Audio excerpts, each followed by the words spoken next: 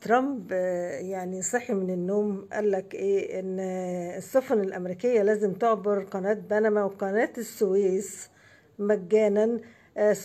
سفن بقى تجاريه، سفن عسكريه، يعني تعبر وقت ما تحب ومجانا. مش عارفه يعني هو حلم الحلم ده وهو نايم ولا ايه؟ طب قناه بنما هو بيقول ان امريكا اصلا اللي بنتها وهي اللي كلفتها وهي مش عارف ايه. يعني انت ازاي تبقى رئيس دولة كبيرة ومش عارف ان قناة السويس دي اللي حفرها المصريين ومات فيها الالاف؟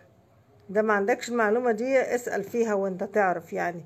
وانت ازاي يعني يبقى في تجرؤ كده ان انت تطلب ان انت يعني تستبيح قناة السويس بالشكل ده؟ قناة السويس دي زيها زي اي حاجة سيادية في البلد، ملك المصريين، بس مش من حقك حتى تتكلم عنها بأي صفة وبأي سيرة. يعني هو ايه السباحة يعني للمصريين ولا ايه؟ مش فاهمة يعني. مرة تقول ناخد سينا ومرة تقول مش عارفة ايه، وانت مش فاهمة. انت انتخبوك عشان امريكا، هم عاملين عليك مظاهرات عشان يمشوك. جاي بقى تطلع بقى اللي عاملينه فيك المظاهرات اليومين اللي فاتوا دول، هتطلعهم علينا احنا؟ لو سمحت احنا مش ناقصين يعني خليك في امريكا وشوف انت هتعمل ايه ولا هيعملوا فيك ايه، وخلينا احنا في حالنا بقى. احنا كمان ما احناش ناقصين، كفايه الواحد فيه يعني.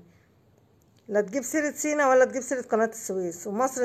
انت يعني المصريين سبحان الله، يعني كل الناس عارفه هم ايه يعني.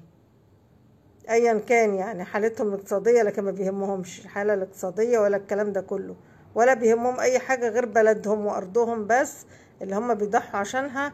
وقناه السويس دي تنساها تماما.